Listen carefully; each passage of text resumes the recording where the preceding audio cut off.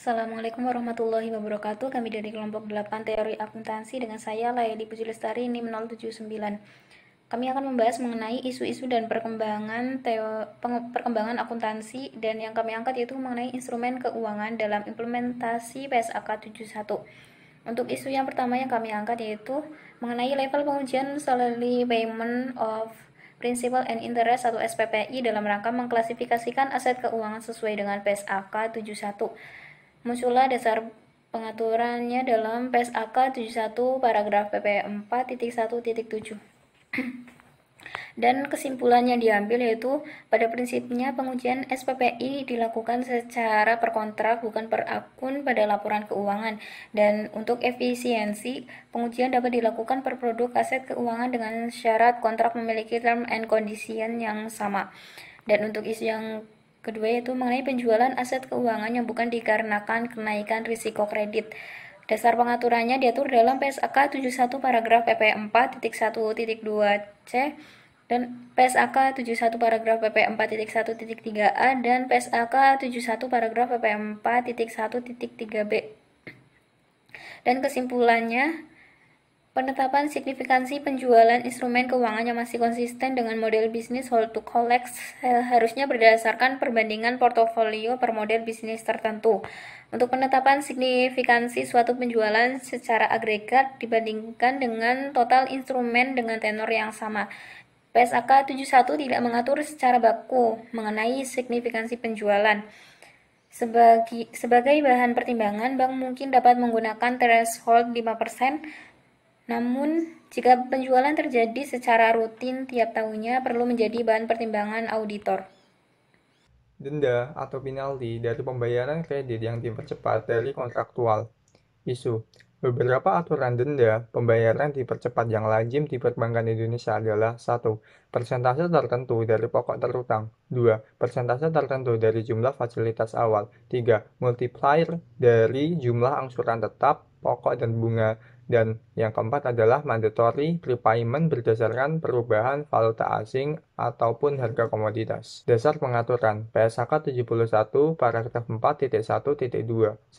Persyaratan kontraktual mengizinkan atau mensyaratkan pemilik untuk menjual kembali instrumen utang ke penerbit sebelum jatuh tempo, memenuhi syarat untuk diukur pada biaya perolehan diamortisasi atau nilai wajar melalui penghasilan komprehensif. 2. Fitur pembayaran kembali dipercepat yang memenuhi SPPI adalah pembayaran kembali dipercepat dengan jumlah mewakili nilai pokok dan bunga yang belum dibayarkan, yang juga termasuk kompensasi tambahan yang wajar dikarenakan pembayaran kembali dipercepat tersebut. Kesimpulan, untuk poin 1, yaitu persentase tertentu dari pokok terutang kemungkinan akan lolos SPPI, namun untuk poin 2, 3, dan 4 kemungkinan tidak lolos SPPI. Kredit sindikat. Isu. Bagaimana menentukan model bisnis untuk kredit sindikasi dan hal-hal apa yang perlu diperhatikan untuk menentukan model bisnis. Dasar pengaturan PSAK 71 paragraf 4.1.2 serupa dengan hal tersebut. Dalam keadaan tertentu, mungkin tepat untuk memisahkan portofolio aset keuangan ke subportofolio untuk mencerminkan level di mana entitas mengelola aset keuangan tersebut.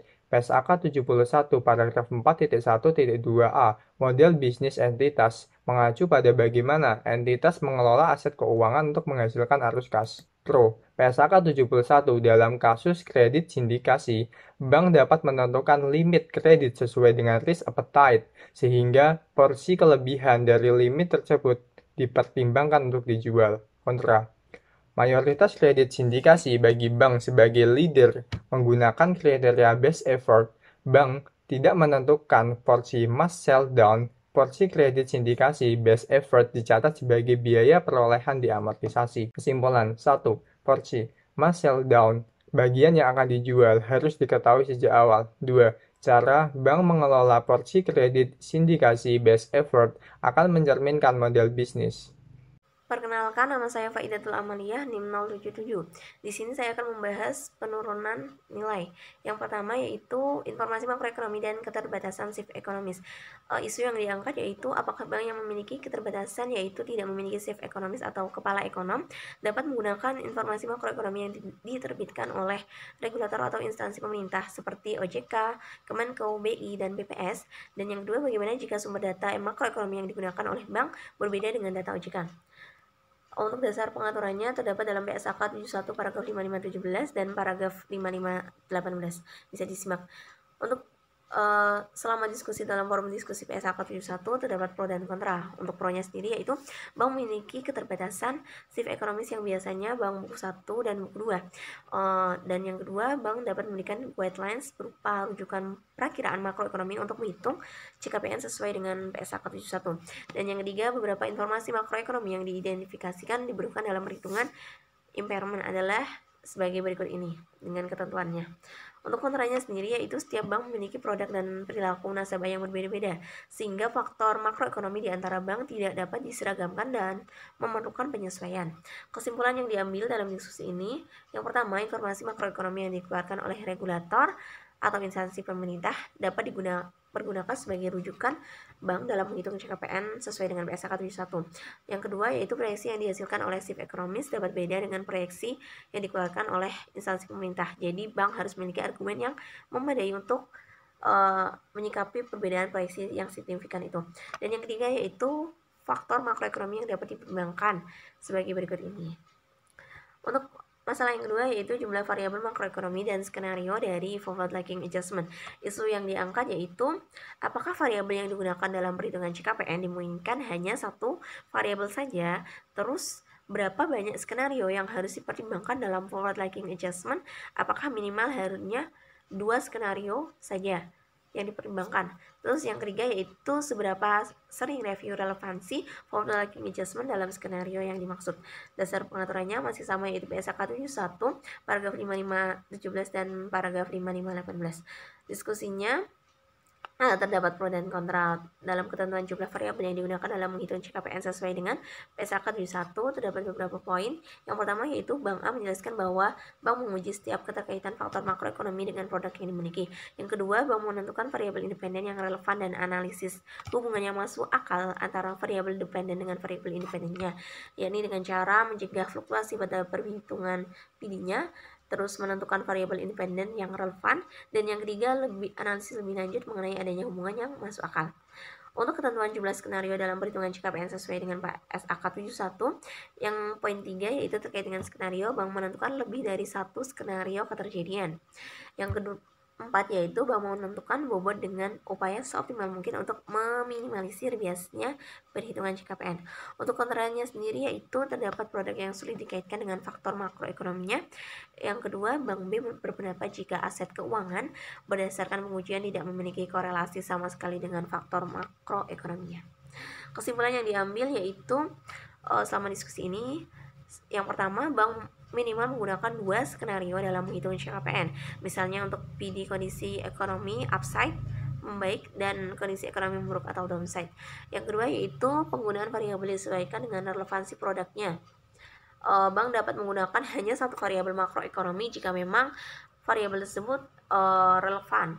Dan yang ketiga yaitu bank melakukan pengujian secara berkala terhadap variabel dan skenario minimal 1 kali dalam setahun untuk memastikan relevansinya. Mungkin itu yang dapat saya sampaikan, kurang lebihnya minta maaf. Akan dilanjutkan teman saya. Terima kasih. Perkenalkan, nama saya Nadia Tulusna. Saya akan lanjutkan tugas dari teman saya yang pertama terkait dengan isu cross staging, yaitu terkait dengan penyamaan stage antar fasilitas di debitur di dalam bank itu sama atau tidak. Yang kedua yaitu apakah bank setuju bila informasi kualitas kredit debitur di bank lain itu harus disesuaikan dalam staging bank. Dan dari kesimpulan yang diperoleh oleh OJK yaitu bahwa cross staging ataupun penyamaan stage itu harus dilakukan kecuali bila terdapat aktivitas yang berbeda dalam setiap fasilitas, dan juga salah satu fasilitas yang mengalami peningkatan risiko adalah fasilitas dengan jumlah tidak signifikan. Dan staging terkait dengan PSAK 71 yaitu terkait bisa jadi lebih buruk dibandingkan dengan peraturan OJK terkait dengan kualitas aset dalam hal kolektibilitasnya. Selanjutnya, saya akan membahas terkait dengan kaitan staging aset restrukturasi dengan ketentuan regulator, di mana isu ini yaitu terkait dengan perbaikan performance debitur terkait dengan aturan sebelumnya, yaitu bahwa kualitas kredit yang direstrukturasi selama grace period itu boleh meningkat satu tingkat dari kualitas kredit sebelum direstrukturasi. Tetapi di dalam PSAK 71 itu bank dapat melakukan staging bila terdapat perbaikan resiko dari kredit. Dan dari kesimpulannya yaitu bahwa perlakuan penilaian staging itu tetap mengikuti aturan OJK terkait dengan kualitas aset, dan bank yang memiliki risk assessment yang komprehensif dapat menentukan waktu probation period yang berbeda dari aturan OJK terkait dengan kualitas aset. Selanjutnya saya akan menerangkan terkait dengan durasi untuk perhitungan CKPN lifetime dan kredit revolving dan kredit pemilikan rumah atau KPR. Isu ini itu terkait dengan bila bank memiliki kredit yang telah diperpanjang 5 kali, manakah periode yang menjadi periode lifetime di dalam menghitung CKPN. Dan yang kedua yaitu bila bank memberikan KPR selama 15 tahun tapi nasabah melakukan penulasan lebih awal ataupun diambil oleh bank lain, manakah yang dipergunakan durasinya. Dari kesimpulannya yaitu bahwa bank itu menghitung CKPN lifetime dengan menggunakan jangka waktu kontraktual kredit revolving bila proses perpanjangan kredit revolving itu dilakukan dengan evaluasi yang robust. Dan yang kedua yaitu bahwa bank itu dapat mempertimbangkan customer behavior dalam memperhitungkan CKPN lifetime. Terima kasih. Assalamualaikum warahmatullahi wabarakatuh. Saya Nita Bektiwaningsi. Di sini saya akan menjelaskan bagian dari cadangan kerugian penurunan nilai atau biasa disebut dengan CKPN untuk instrumen atau sekuritas yang diterbitkan oleh pemerintah. Nah, dalam isu yang diangkat dalam subbab ini, bahwa data LBU posisi 30 Juni 2018, komposisi aset keuangan bank itu berupa sekuritas yang diterbitkan oleh pemerintah sebesar 502 triliun yang terdiri dari SBI, SPN, obligasi negara, dan ORI. Nah, dasar dari pengaturan ini ada dua, yakni menggunakan PSAK 71 paragraf 5.5.13, di mana pada tanggal pelaporan entitas hanya mengakui perubahan kumulatif atas kerugian kredit ekspektasian sepanjang umurnya sejak pengakuan awal aset keuangan sebagai penyisian kerugian atas aset keuangan yang dibeli atau berasal dari aset keuangan memburuk. Kemudian PSAK 71 paragraf 5.5.18, entitas ini mempertimbangkan risiko atau probabilitas terjadinya kerugian kredit dengan mencerminkan probabilitas terjadinya dan tidak terjadinya kerugian kredit. Nah, dalam hal ini terdapat pro dan kontra yang bisa kalian baca sendiri. Untuk menyingkat waktu, di mana kesimpulan dari subbab ini bahwa bank membentuk CKPN atas instrumen yang diterbitkan oleh pemerintah Indonesia, yang biasanya diatur dengan pertimbangan pokok dan bunga instrumen itu pasal 1 Undang-Undang Nomor 24 Tahun 2002 tentang Surat Utang Negara, dan juga dalam pembentukan CKPN ini terdapat perbedaan antara keperluan pelaporan di Indonesia dengan pelaporan ke head office di luar negeri. Bagi bank yang memiliki kantor cabang di luar negeri, maka pembentukan CKPN atas instrumen pemerintah Indonesia hanya ditunjukkan untuk kepentingan pelaporan kepada regulator setempat. Kemudian yang terakhir kesimpulannya yakni CKPN atas aset keuangan dengan agunan surat utang negara dapat dihitung sebesar 0 jika time value of money dari proses eksekusi agunan tersebut tidak signifikan. Kemudian subbab selanjutnya yaitu tentang definisi commit and uncommit dari kelonggaran tarik. Nah, isu di sini yang diangkat yaitu bahwa dalam peraturan OJK mengenai penilaian kualitas aset bank umum, dimaksudkan fasilitas yang berisi Fed and Commit adalah pemberian fasilitas yang dalam perjanjiannya memuat klausula bahwa bank dapat membatalkan atau tidak memenuhi fasilitas karena kondisi atau alasan tertentu. Dasar peraturannya yakni menggunakan PSAK 71 paragraf 5.520.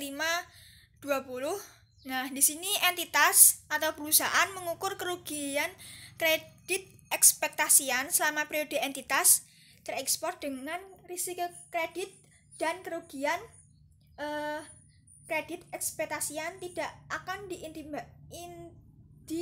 dimitigasi dengan tindakan manajemen risiko kredit meskipun periode tersebut itu melebihi periode kontraktual maksimal.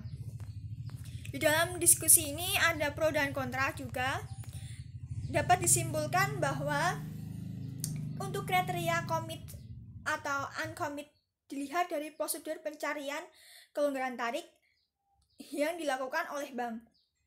Yakni yang pertama, kelonggaran tarik menjadi commit bila debitur dapat melakukan penarikan secara langsung atau melalui proses persetujuan penarikan yang bersifat administratif. Nah, kemudian kelonggaran tarif ini juga menjadi uncommit bila penarikan kelonggaran tarik melalui proses persetujuan yang melibatkan analisa debitur secara komprehensif. Kemudian sebabnya selanjutnya yakni penentuan exposure at default atau biasa disingkat dengan EAD atas kelonggaran tarik. Nah, isu di sini menjelaskan bahwa perilaku debitur dalam memanfaatkan kelonggaran tarif berbeda-beda. Jika merujuk pada peraturan OJK mengenai pedoman perhitungan ATMR risiko kredit dengan pendekatan standar, besaran faktor konversi kredit untuk keperluan perhitungan EAD atas instrumen kelonggaran ini terbagi menjadi dua, yakni kewajiban komiten dengan jangka waktu perjanjian sama dengan 1 tahun sebesar 20%, sedangkan kewajiban komitmen dengan jangka waktu perjanjian kurang dari 1 tahun sebesar 50%. Nah, dasar pengaturannya menggunakan PSAK 71 paragraf 5.5.20 sama dengan hal yang sudah dijelaskan di subbab sebelumnya. Kemudian dalam diskusi ini juga ada pro dan kontra dengan menghasilkan kesimpulan bahwa bank harus menghitung EAD atas kelonggaran tarik berdasarkan perilaku dari debitur masing-masing dalam menggunakan fasilitas pinjaman. Kemudian, bagi bank yang memiliki keterbatasan memproyeksikan EAD, maka bank dapat menggunakan faktor konversi kredit yang diatur dalam pertemuan OJK mengenai pedoman perhitungan ATMR risiko kredit dengan pendekatan standar.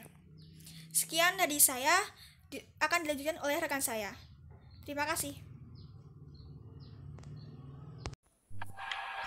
Selanjutnya, saya Winda akan membahas berkaitan dengan POCI, kemudian CKPN atas kartu kredit, dan CKPN atas kredit infrastruktur.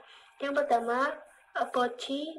Jika aset POCI ini merupakan aset keuangan yang dihitung CKPN secara lifetime, maka pada stage berapa ditempatkan dan bagaimana mengenai pendefinisian dan kriteria POCI itu sendiri. Dari diskusi yang ada dapat disimpulkan bahwa aset keuangan POCI ini memiliki bunga net dan CKPN lifetime yang disajikan secara terpisah dari stage 3 kelompok sendiri. Kemudian, aset keuangan yang dimodifikasi secara tidak langsung dapat dikategorikan sebagai POCI, dan aset keuangan yang dimodifikasi dalam hal ini yang berakibat pada penghentian pengakuan awal aset tersebut maka dapat diakui sebagai POCI. Dan bank harus memiliki kebijakan dan melakukan pendefinisian mengenai kriteria baik kualitatif maupun kuantitatif terhadap POCI tersebut, dan bank harus melakukan tes kualitatif maupun kuantitatif untuk klasifikasi POCI. Yang kedua adalah berkaitan dengan CKPN atas kartu kredit. Tingginya jumlah kelonggaran tarik kartu kredit dapat menyebabkan tingginya CKPN bank dan dapat mengurangi ekspansi produk kartu kredit. Oleh karena itu, dari diskusi yang ada dapat disimpulkan bahwa bank harus melakukan pertimbangan berkaitan dengan perilaku nasabah dan mitigasi risiko ketika menghitung CKPN atas kelonggaran kredit. Yang ketiga adalah berkaitan dengan CKPN atas kredit infrastruktur.